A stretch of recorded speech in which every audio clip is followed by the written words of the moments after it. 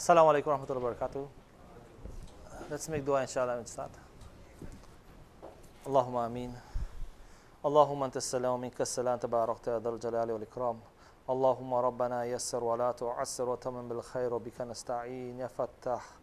Subhanaka la ilma lana illa ma 'allamtana innaka antal alimul hakim.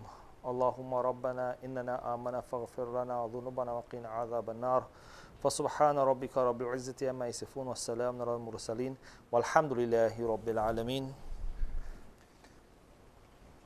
رب اشرح لي صدري ويسر لي أمري واحلل عقدة من لساني يفقهوا قولي.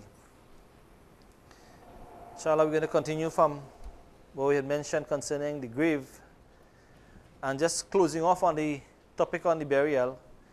A few rites as one would go to the cemetery and will complete the act of burial and making dua for our deceased and ensuring that all the rites are done. Whilst we are there as well, we should also recognize that the grave, or the kabristan, or the graveyard as we would call it, there are rites that are deserving, that the Rasul sallallahu alaihi wasallam mentioned that we ought to adopt and follow. And amongst these rites is that what to recite when we go at the gravestan, the kabristan or the graveyard.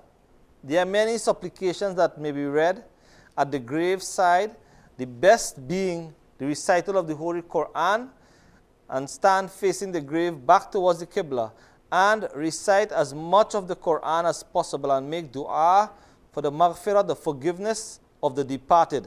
A few ways of praying for the deceased as related in the hadith of the Rasul sallallahu alaihi wasallam. It says, recite Surah Ikhlas 11 times.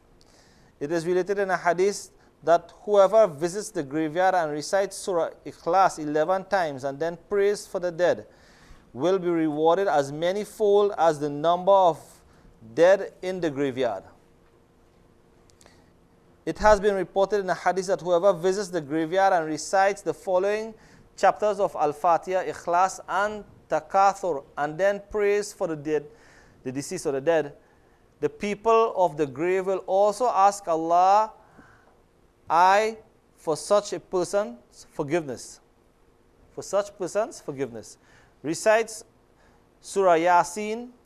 There's a hadith that tells us as well that if you are at the graveyard and we recite Surah Yasin, in the hadith it is reported that if a person recites Surah Yasin at the graveyard, the punishment of the deceased or the dead will be eased, and the reciter will be rewarded just as much as the deceased or the dead. So it carries a great reward for that person who would recite Quran for the deceased. In this manner, the Sahabas radiallahu ta'ala anhum and the Rasul sallallahu alayhi wasallam, the Sahabas of the Rasul sallallahu alayhi wasallam visited the qabristan, the grave, and the words of the hadith indicate only solution and du'as, salutations and du'as for the deceased, and remembering death. All other ways, such as placing wreath, flowers, paying homage, etc., are incorrect. According to the Sharia, one should thus abstain from acting wrongly. We should not go and try to, do different types of act around the graves to make the grave more pretty, as you would say, or redesign the grave, or put things around the grave, or paint over the grave, or apply any type of perfumes over the graves, or light sticks over the grave, or candles, and all these different things. We do not decorate or do these things with our graveyards, or gravesite, or graves as it should be, but they are left free from these things. The things and the act and ibadah that we should do as Muslims is to only make dua for our deceased, read Quran, and these are the best of intercessions that we can intercede and ask from Allah subhanahu wa ta'ala to show mercy and have forgiveness towards our beloved departed ones. Alright? And in turn, Allah subhanahu wa ta'ala will reward us for such actions. Alright? The period of iddat, that is for a woman whose husband has passed away, the period of waiting after one's husband dies is called the iddat, the duration after one's husband dies. This period is 4 months and 10 days. During this period, she should remain in the dwelling that they occupied at the time of death of her husband. She is not allowed to leave this house if she has sufficient provisions If she is the sole breadwinner with no other means of income, then only is she permitted to leave her house during the day. At night, she should return to this house. It sounds as though she's already in mourning and she's also put in the further what? Seclusion. But this is really for her to reflect and ponder, and also to, to get a sense of closeness to Allah subhanahu wa ta'ala. Her being in that environment of being private is not for her just on her own accord, but it is by the order of Allah subhanahu wa ta'ala and the advice of the Rasul sallallahu alayhi wasallam that she is asked to be like this. Just like a person would go into seclusion in the masjid for i'tikaf. The purpose of i'tikaf is not to become saddened in the month of Ramadan, but also seek the benefits and the bounties that Allah subhanahu wa ta'ala has put in the seclusion. And in this seclusion and in this privacy, there is also a benefit for that individual. And Allah subhanahu wa ta'ala and Rasulullah knows best as to what is derived out of it. But the only concern is that if there is a need, a necessity, then that need or necessity can be facilitated, and she has to work, then she's allowed to fulfill that right of getting her means and her income for her being and well-being. The widow that is expecting a child at the time of the death of her husband, her iddat will be until the birth of that child.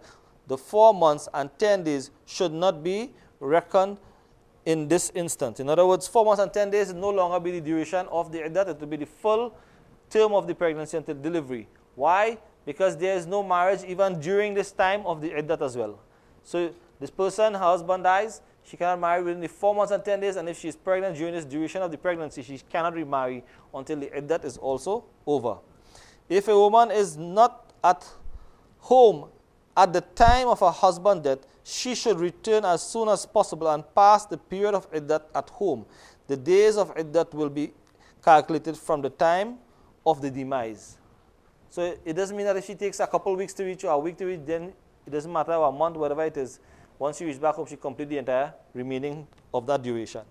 All right? A woman iddat should abstain from using fancy clothing. Who in iddat should abstain from using fancy clothing, makeup, and jewelry whatsoever, like these things. Because it's not about decoration at this point in time. It is about what?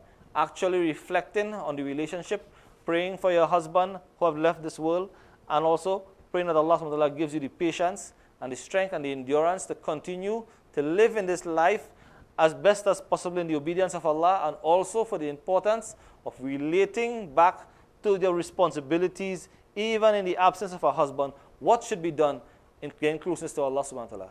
And we must know that even this iddat and duration, even in the time of the Rasul sallallahu alayhi wa sallam, these advices came that many women would remain unmarried even after that, just that they also receive a greater reward if they don't even take care of their children being unmarried as well. So some of them may remarry and some may not.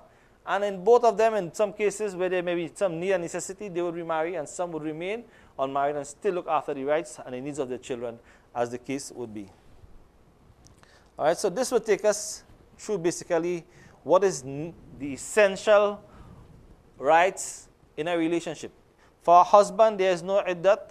In other words, he will not have to wait any period of time to go to work. Of course, it doesn't mean that he doesn't have any feelings, or he don't have no emotions, or all these different things. He is affected and will need what? Some level of what? A room of some privacy to be alone as well. But his restrictions is not as much as a woman would have, as Allah subhanahu wa ta'ala has given him that responsibility of also what? Earning and maintaining the family in the absence of what? That relationship. And likewise, a woman also has that responsibility if she has to work in cases of such. All right?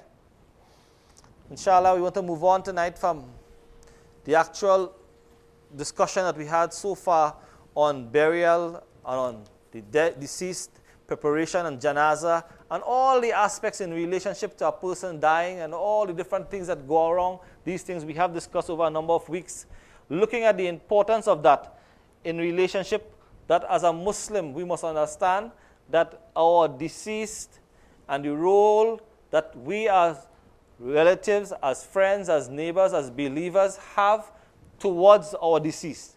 And we should not, with the advices that we have received, we should not just sit back.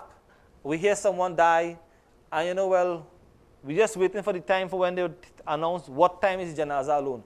But we must be a little more proactive, and at least make an effort to find out if all the necessities are taken care of for janazah and burial. Because as Muslims, we understood clearly that janazah is fardul ayn, and it is fardul kifaya, on a substantial basis that we must fulfill it. It is also what? Fard, compulsory upon us to make that effort.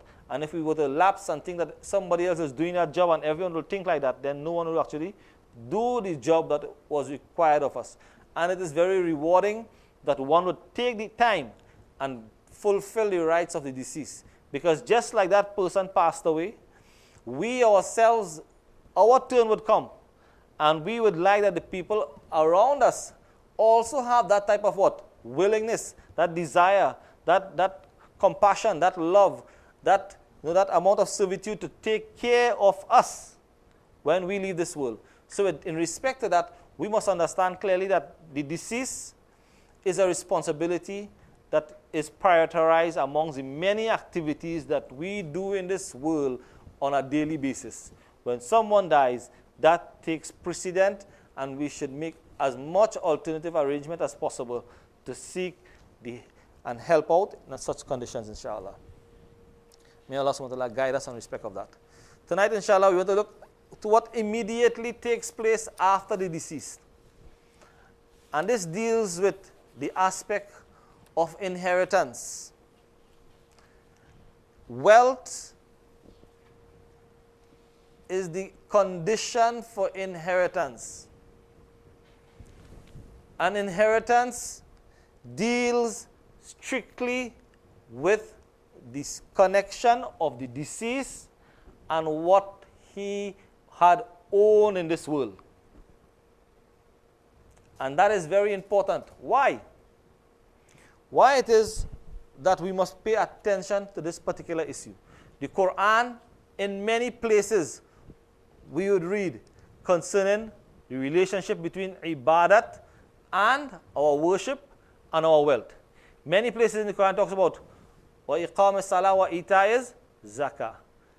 Establish prayer and pay your zakah. A relationship between what? Worship and wealth. Money. What we call money today. Alright? It shows that relationship whilst you are alive. That you must have a connection between your worship and your wealth. Then it tells you in the hadith of the Rasul sallallahu alaihi wasallam, taking care of your family and looking after the affairs with your wealth is also part of your responsibility. And also it tells us that we should what? Use our rizqan halalan tayyiba to spend in the path of Allah subhanahu wa ta'ala and take care of those who are in need of taken care of by us. Fulfilling those rights. The wealth that we are blessed with whilst we are alive are amongst the most important part of our livelihood. In fact, most of our life, if not 70-80% of our life that we live on the face of this earth, most of it is spent in the preparation for earning wealth. Earning wealth, to have some source of wealth and means and income for us to survive. And many people would live to work around a retirement fund or some kind of thing that they could survive on in the remaining days of their life. Wealth, money. They want to have something to survive on. And some would utilize wealth in such a condition that the wealth is a source of developing and bringing comfort into their lives. And so much aspects is related to wealth. Everything that we do surrounds wealth. In fact, the very survival on the face of the earth, the elements that were prior to our existence in terms of when we were the human beings of earlier ages, they would not have need the types of things that we utilize today in terms of comfort for wealth. What they would have, the basic amenities, food out of their natural agricultural and irrigation lands that they would have planted, and a shelter, a home, a basic structure, and the basic elements they would survive on. They would not have to have what? A MasterCard or a bank card. They don't have a checkbook. They don't have an account to go to. These things were not wealth amassed in terms of what? In any type of electronic format. What they would have is either, as they move up in age from bartering, they would have gone to what? Gold coins and so on, and different types of means of what? Trading with different types of goods and services. And when we went up into age, now we are using what? Plastic to control our lives. Today we hardly understand that the goods and services are the same basic amenities that we need to survive. Instead of buying or walking with a bottle or a bucket of milk, we go and buy a pack of milk off the shelf, and we take up everything in packs and bags and different types of things we'll transport our food in. You know, it looks presentable and we buy them in presentable containers. Long ago, these were not the case. It was not like this. And we're talking thousands of years ago. We're talking just a couple hundred years ago, 50, 60, 70, 80 years ago, right? Even if you used to go to the market long ago, 70 years ago, you'd walk with a basket, right? And many people have a basket and they used to go to the market. Now you see everybody moving with what? A bag or a plastic bag. And all the baskets went, all right?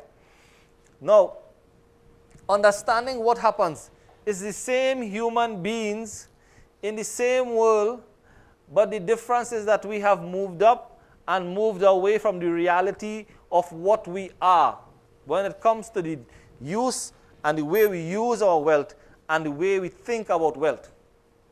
And what we do today and what they did in the past is two different things.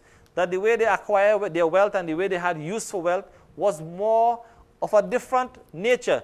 They would have used less of wealth and have a longer time and duration with that wealth. In other words, they could have probably have an animal.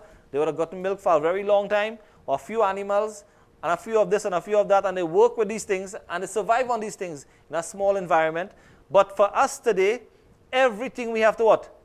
Buy. And to buy those things, we have to do what? Work and work and work and work. And it's more time and more time of our time is being spent on earning wealth. And after earning all of this wealth, then we spend it on our necessities and our comforts in this world.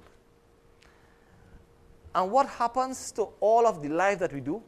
All that we do in our life is earn something to give us food, clothing, shelter, and also luxuries as vacation, comforts, travel, and these types of things. We use our wealth behind these things.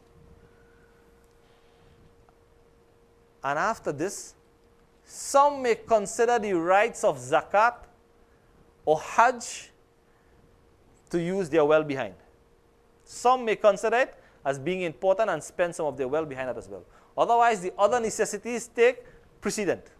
And they do take precedent because Islam also gives that allowance that our necessities of food and clothing and providing a home goes as basic expenditure along with taking care of our family. And then if there's anything remaining, then we give what? Zakat. And if we have a saving, then go for Hajj. That is the basic paramount principle of survival. And that is Allah subhanahu wa ta'ala allows for that.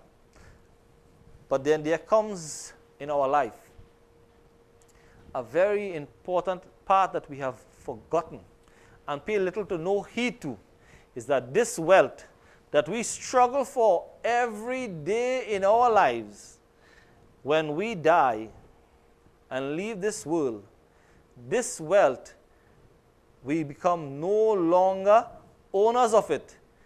Allah tells us that it becomes ownership by someone else. It changes hands immediately. But in this system, Allah subhanahu wa ta'ala has also dictated it, how it is done. Quran tells us, in the early stage, أعوذ بالله من الشيطان الرجيم بسم الله الرحمن الرحيم. He says, كُتِبَ عَلَيْكُمْ إِذَا حَضَرَ أَحَدَكُمُ الْمَوْتِ. It says, it has been written upon you, for you, that when death will appear for you,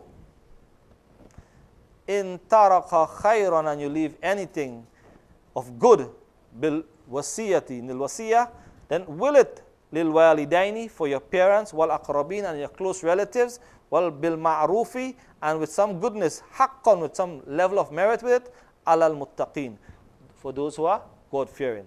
So deal with it in goodness. This is the first ayat and the early revelation that came. This ayat became abrogated afterwards, but the first ayat in reference to what was meant for inheritance, or to give something to someone. Now, the relationship with all of this is important, because Allah subhanahu wa ta'ala is telling us, you are leaving this world and you leave wealth, but prepare it in such a way that those who are leaving, you are leaving behind, they have access it and benefit from it. And benefit from it. But we must understand a few things while doing this. The prophets of Allah subhanahu wa ta'ala, the Anbiyas, what was their life in relationship to wealth? How did they view wealth? Our own beloved Prophet sallallahu alaihi wasallam, what was his connection to wealth and his death? When he died, what did he have?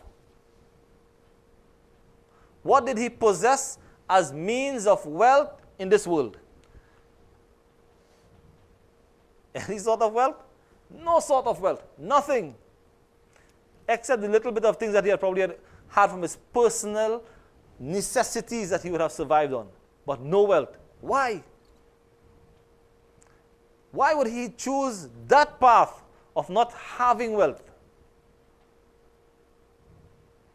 Because every cent, every single means of wealth that we hold on to, we have to account for.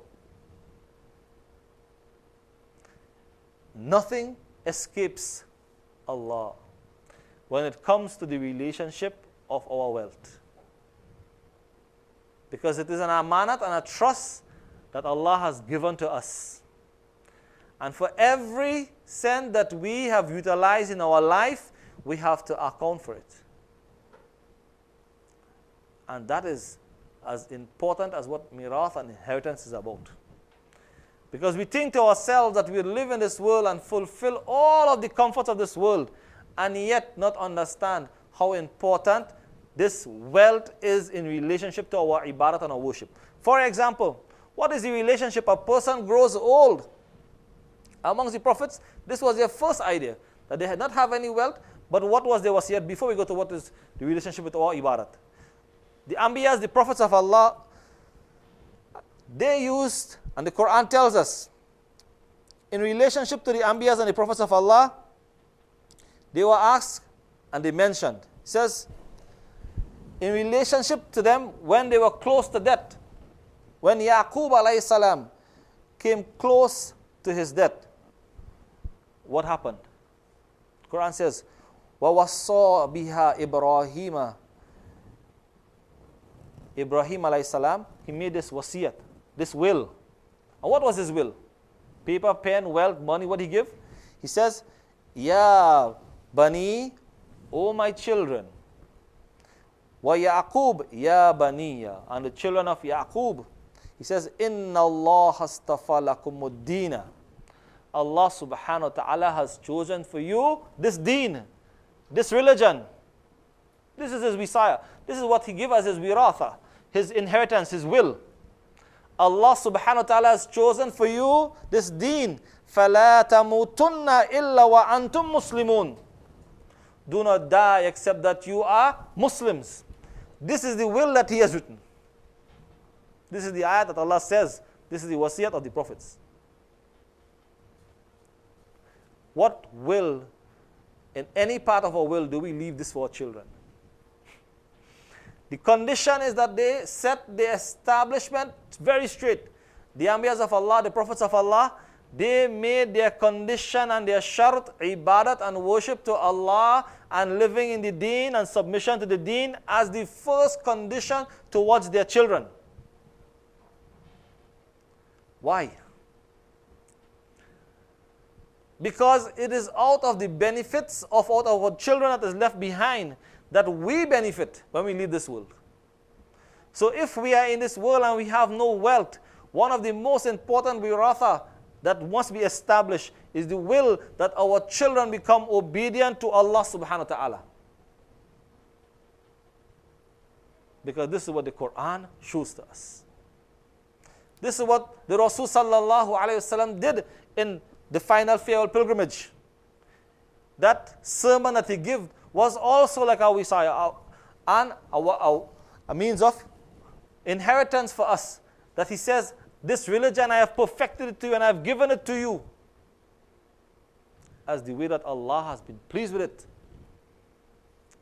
It is, and you bear witness to this. And you bear witness to this today. And he used that as a means of wiratha, for us to also benefit from an inheritance. In fact, the hadith of the Rasul sallallahu alayhi wa sallam tells us that there is no benefit from the wealth of any prophets except their knowledge of this deen. The way and the life that was shown and the way of practice, what we ought to adopt. And that is their wiratha. That is their wealth. That is what they came for. Their mission and purpose was to bring deen. So the main objective in life, that the only objective of the Anbiyas and the prophets of Allah was to establish the deen and to leave that as a legacy, as a means of benefit, inheritance for every other human being that would come. This is the first principle for every Muslim. Every Muslim, that in their family, in their homes, the first letter or first objective of inheritance is to give them what? To give what to our family? The deen. Work out everything in life. Work out everything in life. All the home, the cars, and everything we struggle behind. And if this is what we would leave for our family, or would we leave the deen for our family? Which one we give preference to in our lives today as we live and work and we live and support our families and take care of them? Which one is prevalent in our society today? When we see throughout the life of the existence of the Anbiyas and the prophets of Allah on the face of the earth, their main goal and maqsad and objective was to fulfill the rights towards their family and the deen of Islam and the deen that will take people closer to Allah and salvation and success. That is the key for Muslims. That is the lesson that the Quran teaches us. That all of the inheritance that one must look at, the first priority should be this. The first priority should be what we do in respect to our deen. And therefore, written in our wills should be the very first principle, that we have our children, we have our spouses adhere to this deen before anything else takes place. If we're not sure that our family is not on deen, what's going to happen? Is it that we are leaving wealth for them, that they will live comfortable? Is this the objective of it, that they will have a comfortable life? That is what we are living for, to make our children and our spouses have a comfortable life, meaning that we think that a comfortable life means that they should have what? A nice home, a certain amount of wealth in the bank, and they must have a nice vehicle, they should be comfortable, they can get their education and finish everything else in life, but they do not have their salah, they don't fast, they don't do anything else. What is the wiratha? What is the benefit of all of this? That one who leaves such an estate and leaves it without this main principle of the deen, then leaves himself in something that brings about a total destruction for what he leaves behind. See, wealth, it cuts off in this world, and we move on. But the way and what is done with it is very important with what will happen to us.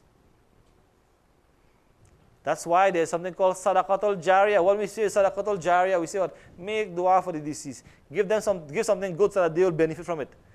Our good rewards and benefits don't ever cut off. It never cut off, because our good deeds that we do for people, if they remember us, and if we teach people something, it benefits us. So it means of what? Beneficial wiratha, inheritance. We inherit from what?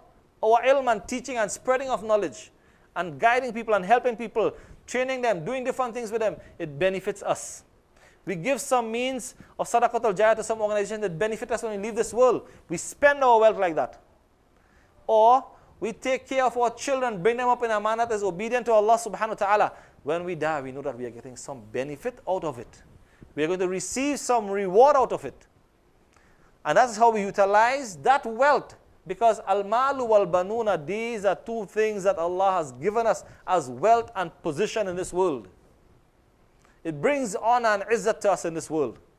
But it can bring our disgrace as well if it is not utilized effectively and properly. And therefore, this what the Quran is telling us clearly here, that the companions, the Anbiyas and the prophets of Allah, this is what they did. This is what they did. They never had any mountains of gold to give away. They never had anything of this sort. In fact, the Rasul sallallahu alayhi wasallam, what would he do when people die? And he had to go to the janazah. He said when that time came and he had wealth, and he would go to the janazah, he would find out if they had any debts. He says, give me the opportunity to pay off the debts. Because he would not read their janazah if they have debts. He would pay off the debts and read their janazah. He take this amanat and responsibility upon himself. Now we come to understand that the first principle was ibadat, worship, and the connection to the deen. That is the first aspect of inheritance and principles that must be in our life. But then, what happens to us? We are living in this world, and what is the relationship of our ibadat and our worship and our inheritance? What we leave behind. What is the relationship between that? A person would live in this world for 50, 60, 70, 80 years. Sometimes if you're lucky, you go up to 90. But then what condition you live in? At the same time, during this period of time, from the age of puberty until death, have they missed any of their salah?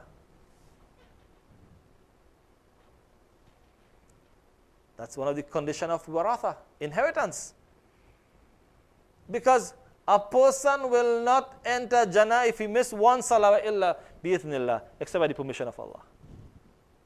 For one miss salah. What a condition. If we are thinking of inheritance and what we are leaving behind, think about it again. Because if we are leaving a condition that we did not fulfill one of the haqq and the right of the deen, is that we leave out our salah. That is an aspect of what? Inheritance. When a person go to write his will, make it take consideration of missed salah. If a person lives up to 60, 70, 80, 90 years of his life, and he has never paid zakat for a number of years, out of some negligence or some reason or the other, if he has the means and capability of paying zakat and he did not pay the zakat for all these years, what is his condition when he dies? What is the position of that wealth? He is leaving wealth, but he has shortchanged the orders and the commands of Allah. He has attained millions of dollars, but to pay some dollars in the path of Allah for zakat, he did not do that. Then what is his condition? Leaving the world, shortchange of zakat. He cannot have entry into Jannah just like that.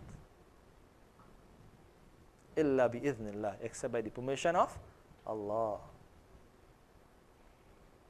A person has the wealth and the means for a number of years when he would have the capability and the strength and the capability of going for Hajj. And every time Hajj would come, he has the wealth and the means to go for Hajj, and he never go for Hajj. And death is coming upon him.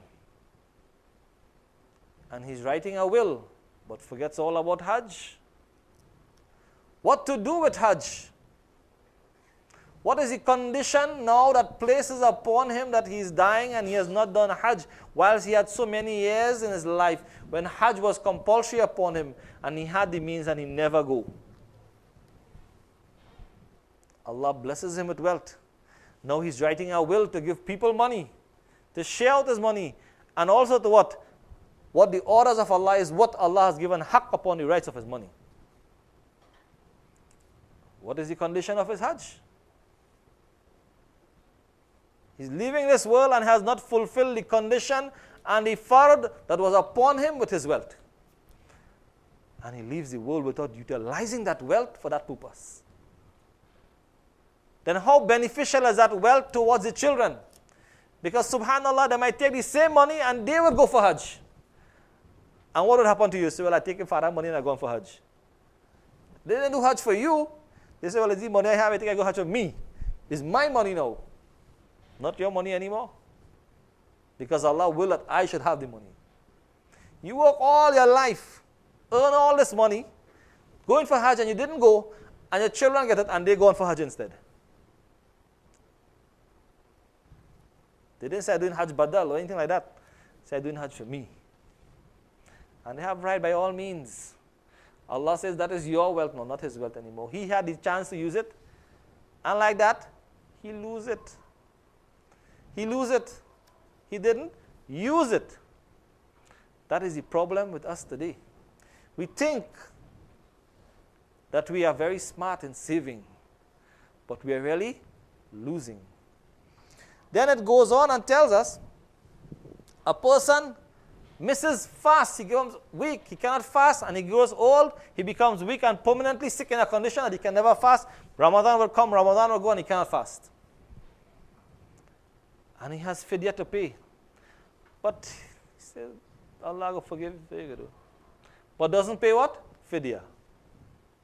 He's on his deathbed now making will for everybody but pays no fidya.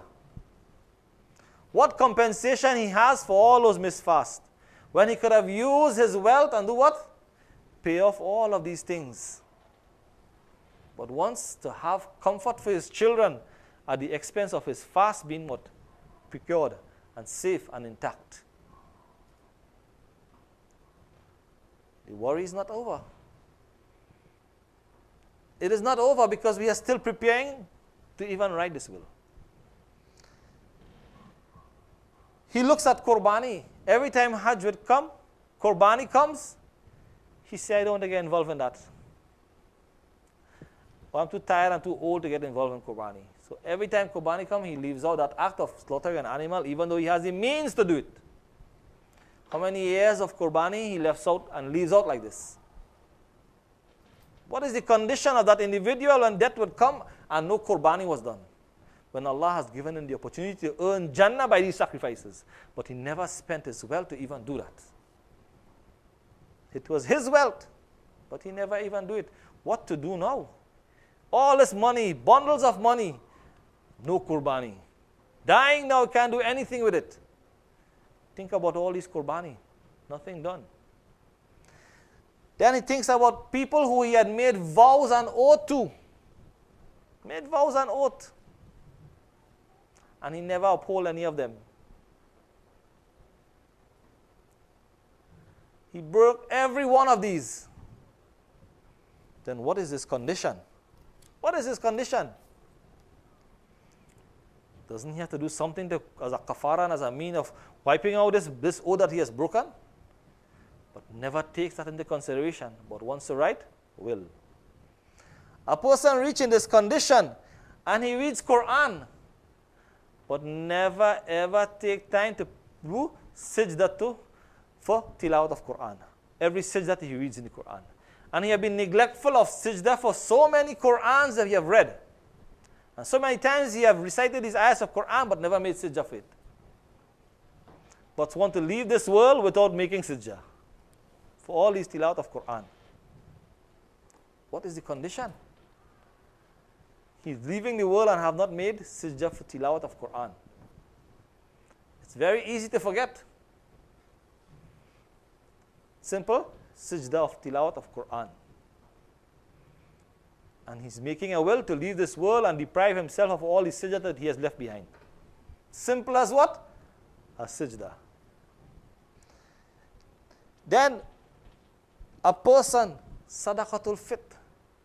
He never takes time. He just come decoration for Eid day, decorate himself, and forget everything about sadaqatul fit. Never pays any, and wants to go to and leave this world without sadaqatul fit. All these things deal relationship with his wealth. Then he marries this woman and promises to pay her dowry all of her life, and now he's close to death and did not pay no mahar. And he's leaving this world and leaving a big will. Subhanallah. What a condition. Leaving the world and have not given the woman her rights. And so much to the extent that the things that he has given to his wife, here you wear this gold ring, you wear this gold chain, you wear these gold earrings, but never said, it is yours. Never said to the woman that these things belong to you. You just wear it.